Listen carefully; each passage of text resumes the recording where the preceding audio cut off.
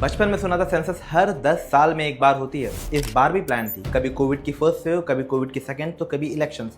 लेकिन हर बार इन सारे रीजंस ने कलेक्टिवली सेंसस को एक्सटेंड करते गए। लेकिन फाइनली गृह मंत्रालय ने इस बार नोटिफाई कर दिया है कि आने वाली 16वीं जनगणना 2027 तक कंप्लीट हो जाएगी। आइए जानते हैं विस्तार से जनगणना के बारे में। वर्ष था 1872, लॉर्ड मेयो का टाइम था। उन्होंने की नॉन सिंक्रोनस जनगणना, अर्थात अलग अलग डेट्स पर अलग अलग जगह पर डेटा कलेक्ट किया गया। तकरीबन 17 सवालों पर सवालात हुए, नाम, धर्म, जाति, व्यवसाय इत्यादि। वहां से लेकर के अब आते हैं वर्तमान में, जब 16वीं जनगणना होने को है। और इस जनगणना के बारे में सबसे विशेष बात यह है कि ये जनगणना डिजिटल सेंसस होगी। इसके अलावा जो दूसरी बात ध्यान रखने वाली है वो ये बात है कि ये जनगणना 2 फेजेज में होगी। पहला जो जनगणना का फेज होगा उसमें हाउस लिस्टिंग के बारे में बात किया जाएगा और दूसरा फेज में पॉपुलेशन एन्यूमरेशन के बारे में बात किया जाएगा। हाउस लिस्टिंग अर्थात जाना जाएगा कि घर में कितने टॉयलेट्स हैं, घर कच्चा है या पक्का है, घर में बेसिक एमिनिटीज हैं अभी नहीं है। और दूसरे फेज में ये जाना जाएगा, फेज अर्थात पॉपुलेशन एन्यूमरेशन में ये जाना जाएगा कि घर में कितने सदस्य हैं, उनकी जाति, धर्म, व्यवसाय इत्यादि। शिक्षा को लेकर के भी सवाल उन पर किए जाएंगे। लेकिन इस बार की जनगणना का सबसे विशेष बिंदु यह है कि कास्ट सेंसस के लेवल पे डेटा कलेक्ट किया जाएगा और ये सारे डेटा हेल्प करेंगे भारत सरकार को पॉलिसी फॉर्मेशन में, स्कीम्स के फॉर्मेशन में एक्सेट्रा। फ्रॉम 1872 के रफ स्केचेस टू